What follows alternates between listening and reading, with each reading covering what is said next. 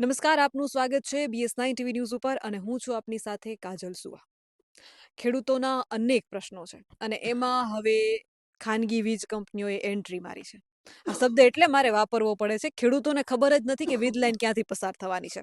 પાલભાઈ સાથે જ્યારે ડિબેટ કરી ત્યારે કેટલા એવા ગામડાના નામો ઉજાગર થયા જે ખેડૂતોને ખબર જ નથી કે અમારા ગામમાંથી એ વીજ લાઈન પસાર થશે. હવે ધીમે ધીમે એ ગામડાઓના લિસ્ટ સામે આવી રહ્યા છે અને એમાંથી એક પડધરી તાલુકાનું ગામડું છે કે જ્યાંથી વીજ લાઈન પસાર થવાની છે અને એ ગામના સરપંચ મારી સાથે ઉપસ્થિત છે. વીજ લાઈન જે છે એના મુદ્દે ખેડૂતો વિરોધ કરી રહ્યા છે. ખાસ કરીને જે ખેડૂતોને વીજ લાઈનના મુદ્દે વળતર મળવું જોઈએ એમ વળતર મળતું નથી અને ખાનગી કંપનીઓએ પોતાની એક અલગ જ નીતિ ઊભી કરી છે. બધાય ખેડૂતોને અલગ અલગ વળતર આપી રહી છે. ત્યારે પાલભાઈ લાઈવમાં અને ડિબેટમાં વારંવાર ખેડૂતોને જાગૃત કરે છે કે એક સાથે અવાજ ઉઠાવો, એક થાવ. જ્યાં સુધી તમારા ખેતરમાં થાંભલો ન આવે ત્યાં સુધી તમે બોલતા નથી. બાજુવાળાના ખેતરમાં થાંભલો આવે છતાં તમારા પેટનું પાણી હલતું નથી. એટલે વાક આ બાબતે હું એ ખેડૂતોનો વાક કાઢું છું.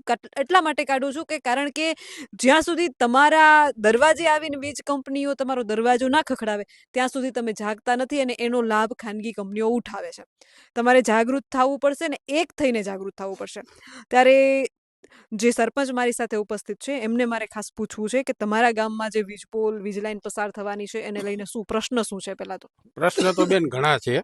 એમાં એવું છે કે જે વીજ લાઈન નીકળવાની છે એને નીચે તાર પણ હોય, એની સાથે એનો કોરિડોર હોય. ખેતરમાં જેને પોલ આવે છે એ તો આવે જ છે. એ 60 બાય 60 નો પોલ કહે છે.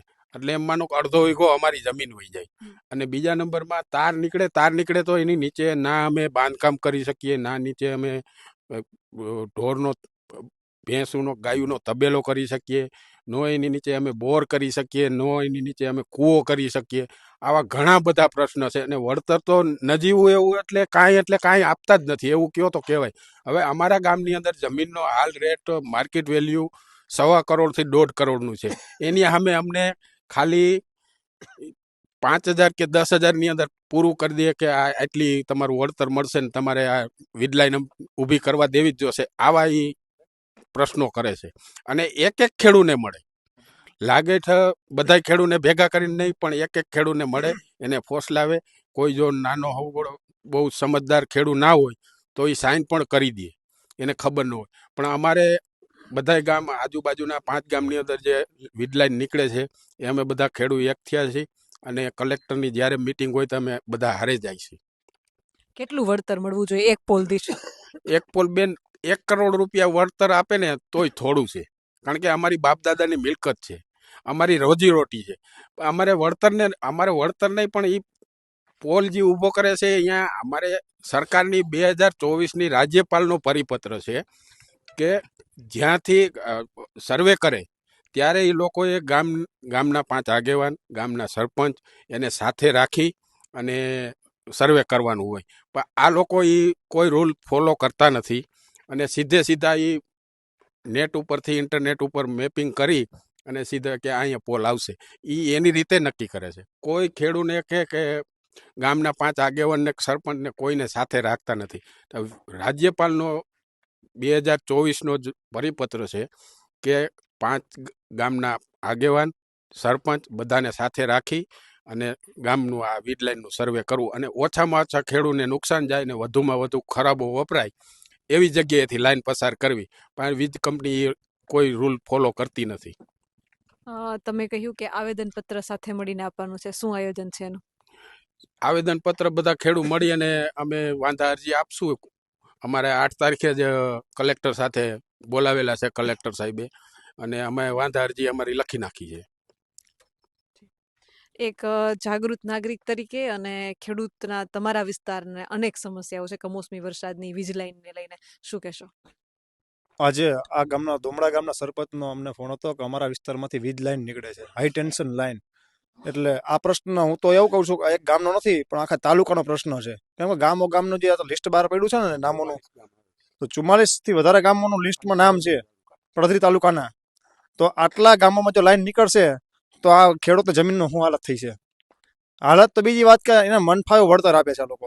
એક એક વ્યક્તિને પકડી પકડીને વળતર આપે છે. એને અને ભાઈ વાત કરીને સરપંચે, એક એક વ્યક્તિ અભણ માણસ છે, એને ખબર જ નથી શું લાઈન છે, શું એનું વળતર આપવું જોઈએ.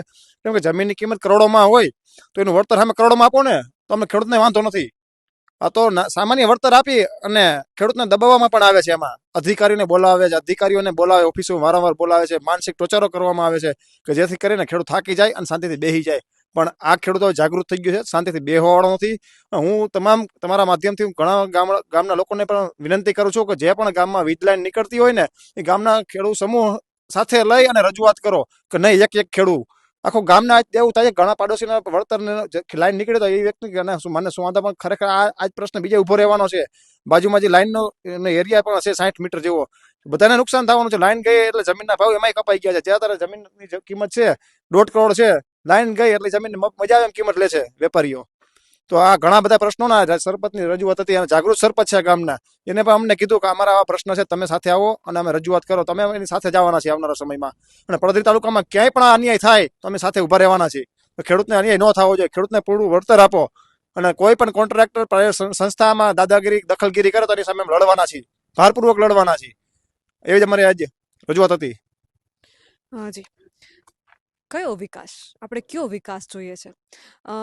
શું વિનાશ ખેડૂતોના ભોગે આ વિકાસ આપણે કઈ દિશામાં લઈ જઈ રહ્યો છે? ખેતી વગર આપણે હંમેશા કહું છું, ના જઈ કહું છું, આપણે ગમે એટલા આધુનિક થઈ જાય, ગમે એટલા મોડર્ન થઈ જાય, આ વિશ્વની કોઈ ફેક્ટરી ક્યારેય ઘઉં નહીં પકવી શકે. એ ખેડૂતના ખેતરમાંથી જ અનાજ આવશે. શું આપણે વિકાસની પાછળ એટલા ગાંડા થઈ ગયા છે કે પ્રકૃતિ અને જમીનનું આપણે વેડફાટ કરી રહ્યા છીએ? અને શું વિકાસ આટલો જરૂરી છે કે એ નિર્દોષોનો ભોગ લઈ લે? વિચારવા જેવી બાબત છે. કેમેરામેન પ્રદીપ પાઠક સાથે હું કાજલ સુવા, BS9 TV ન્યૂઝ, પડદરી.